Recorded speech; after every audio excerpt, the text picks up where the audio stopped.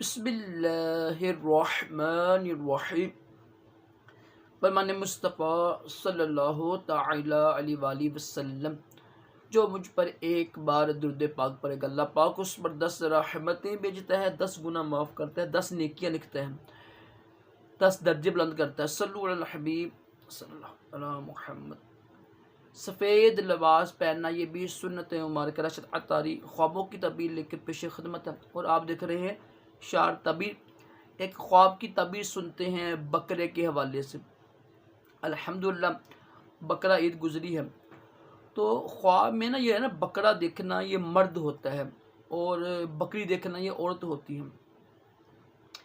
یہ تعبیر بیان کی۔ اچھا، اگر ہم خواب میں دیکھیں نا کہ جو بکرا نا اس کا ہے نا گوشت کھا رہے ہیں، ہم خواب میں دیکھا، اس کی بے شمار تعبیریں ہیں، پکڑنا کیسا ہے، مارنا کیسا ہے، ٹھیک ہے نا، اس پہ بیٹھنا کیسا ہے۔ آج ہم یہ تعبیر سنیں گے کہ بکرے کا گوشت کھانا کیسا ہے۔ اگر خواب میں دیکھیں کوئی مرد کہ اس نے بکرے کا گوشت کھایا ہے، تو یہ مال انشاءاللہ بہت سارا مال ملے گا، جس کے حلال چیز ہے۔